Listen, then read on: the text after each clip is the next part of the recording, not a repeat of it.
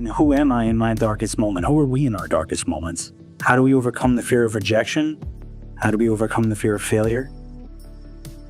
How do we step outside of the outcome and step into ourselves? The art of overcoming setbacks isn't about this woo-woo, cliche, I'm going to tell you to do yoga, go for a run. It doesn't work like that. It's not understanding the process. It's about learning how to love yourself, be kind to yourself, be gentle with yourself, and redefining what tough needs. Because the definition that I grew up understanding of what toughness is, this grit, this grind, is shoving people into a wall like we're playing ice hockey in New Rochelle or something, is not the definition of toughness that I've come to find. And so over the last 7 years, I've been investigating these questions of what does it take to be the best version of yourself? How do you rise to the occasion? How do you step into the vision you have for yourself? I've come to learn that the art of overcoming setbacks is a journey that you start and never finish. And that resilience is something that you build into your life. It's something that you practice on a daily basis. And today I'm going to share with you some tips, tools, tactics, strategies, frameworks to help process, reframe failure, and start to see that the best sides of who you are exist on the other side of the hardest things that you have ever done. I built a podcast over the last 5 years that started out as an Instagram live show where 17 people were tuning in to watch me talk to different people about overcoming different hardships that they dealt with in their life. Through line of how do you overcome the hardest thing you've ever been through? How do you manage your emotions and show up and deal with the things that you don't want to deal with when your emotions are telling you that they're not in a space to handle the thing that's in front of you? How do you operate regardless of how you feel, neurologically, physically, mentally, emotionally, spiritually? I don't just talk about these things, not from the hundreds of books or the 100+ experts or the hundreds of articles that I've read on these topics or the experience in the military. I practice these things. I live these things. I geek out on these things. I could talk for 5 hours on these things. But the reason that I'm here is to share how you can learn how to navigate your darkest moments. It's a choice, and choices are within our control. And we don't always like to make the hard choice, do we? We like to run away. I did. I used to run from every hard decision, from every hard conversation. And learning how to redefine resilience, learning how to manage my emotions, learning how to manage my thoughts and feelings and everything that I didn't want to do, I cultivated a new definition of resilience. And so we get stressed out because we don't know how to balance when in reality, balance isn't a thing. And confidence comes from keeping promises to yourself. But if I break the promise, my confidence goes down. And as a result, I'm not being the person that I said I was. And then I can't show up effectively in my relationships, and in my personal life, and in my professional life. I'm not competent. Even though I've done something great, I didn't finish where I started.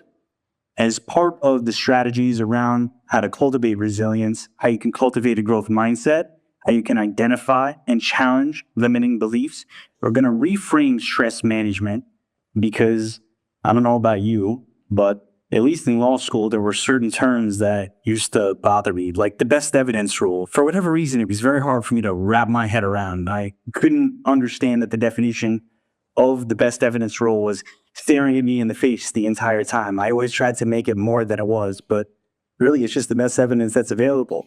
And so stress management is very much the same. It's not stress elimination, right? It's stress management. So how we manage our stress, how we manage ourselves in our darkest moments. The way you cultivate resilience is by managing your suffering.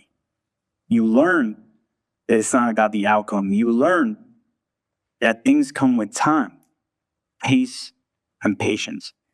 You don't have to go around dealing with everything all at once. You go piece by piece by piece. Strategically manage your suffering. That is what resilience is. So why do lawyers need resilience? Well, we deal with some pretty intense stuff, right? from matrimonial, familial. It gets very intense, irrespective of what the particular industry that you're in is, or the field of interest that you're in is. It can be very difficult and taxing, from the pages you have to write, the pages you have to read, the people you have to deal with, the hours you have to work. And it's easy to burn out. But now we're going to talk about the application of it. These frameworks I have put through the ringer, tried and tested one way or another. And so now I'm going to share them with you in hopes that you can put them into practice and leverage these frameworks as a medium to achieve the outcomes that you're after. The first one is the straight line method. I used to wonder why I wasn't getting the things that I wanted in my life. I used to blame other people because of things that were outside of my control, when really all those things were inside my control. And at the foundation, I remember sitting with a piece of paper and a pen, and I simply wrote the words want, say, do. And I drew a line under it. And I realized anytime I've ever tried to achieve anything in my life, it came down to what I wanted. I followed through on what I said I wanted. Follow through on what you say with what you do. Then you'll have a straight line towards your goals. That is the straight line method.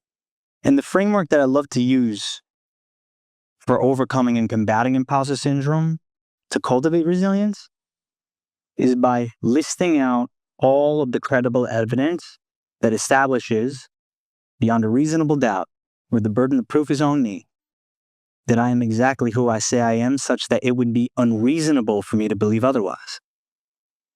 To the point that not even I can question it. To the point that it's unreasonable for me to question, dude, why do you not feel like an athlete? Because you didn't run a marathon? Who cares? Why do you not feel like an athlete? Because you didn't do 1,000 pull-ups? Who cares? But then I started to do these things, and that conversation slowly went away. Now it became unreasonable for me to believe these things about me. And I couldn't waste my bandwidth anymore saying, you're not an athlete, man. For whatever reason, I wasn't getting the thing that I wanted because I spent so long trying to please other people. But the reality is, I just needed to be operating from a different place. I needed to be operating from a place of intrinsic motivation. The thing about all these challenges that I told you about, there was no medal at the end of these things. None. I didn't get any awards. I got a t-shirt that my wife and I designed for the 58-mile ultramarathon. That's intrinsic motivation. When you do things for the sake of doing things, when you do things for the sake of the process, when you're not chasing the awards.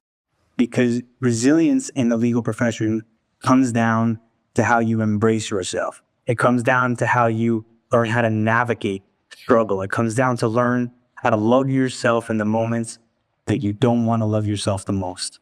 Battle scars are attractive. Our failures, our rejection, our process, all of that is part of who we are. And so when we learn that the best sides of who we are exist on the other side of the hardest things that you've ever done, when we learn how to become process-driven, our life changes. We become more resilient. We become more adaptable. And we realize that everything that we were ever afraid of was on the other side of making a tough decision. But resilience is about how you respond. It's about who you are in those darkest moments is going to be up to you. What is one of the more interesting responses that you've gotten from some of the people that have been on your podcast? That's actually a very easy answer. And it was in the episode that I released today, ironically. Dr. Michael Gervais actually said that he would ask himself a question. And the question was, are you making a difference? And that was probably the most interesting response that I've ever received, because I realized that maybe the future version of myself 10 years from now, or any of us, won't necessarily give advice in the form of words, but asking better questions. And that was a very enlightening response for me. Thank you so much for your time. I appreciate you listening, learning. I hope you got some value out of today. I really do appreciate it. Very grateful. Once again, my name is Jonathan Cohen, and this was The Art of Overcoming Setbacks.